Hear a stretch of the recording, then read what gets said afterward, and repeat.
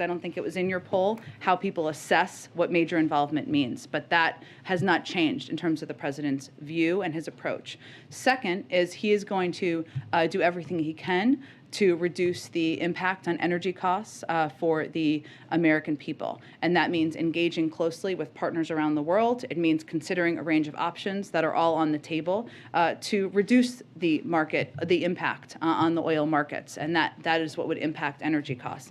But the last thing I would say is that the president and the White House, we make national security decisions based on what's best for our country's national security, not on the latest polling. And if you step back, what hopefully the American people will see and have seen is that while Russia has sought to divide our allies and the American people, the president has sought to revitalize our partnerships and alliances and unite our country. He's standing up for our national security interests and bedrock democratic values against the aggression of a dictator threatening to further invade a sovereign country. That's why he's doing what he's doing. So we're less focused on the politics of Ukraine and more focused on preventing a war.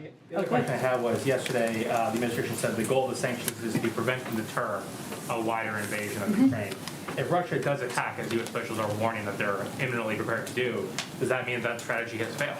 Well, I would say as we look at it, we're focused on accomplishing two things. One is implementing serious costs for the actions that have already been taken. So the actions in the Donbass, and we've taken steps beyond what we did in 2014, which obviously I just outlined at the beginning of the briefing. Second, yes, deterrence is part of our objective. If he goes further, we will go further. We have a range of tools at our disposal. I mentioned some of the potential financial steps we could take that could impact financial institutions. That is very significant and could have a very significant impact. But we have far more options beyond that, including export controls. And what export control steps would mean, Russia, as President Putin looks to the future of Russia, there is a lot of access to different industries, technologies that he needs and would rely on in order for the economy to grow and flourish in the future, whether it's AI, whether it's other technological sectors, biotech, semiconductors, a term we've used a lot in here. And what this would do would essentially cut off access to that. That would also be a significant step. So point is, we have more steps we can take, and we're going to continue to apply those if he escalates. Thanks, Jen. Given the possibility that an attack seems particularly high today, can you walk us through how the president is spending his day, how his security team is spending the day, if they're doing anything in these what could be these final hours before an attack, if that's the case? Well, I've seen the reporting on this, but let me be very clear. We have been saying for days that Russian military forces are in an attack position.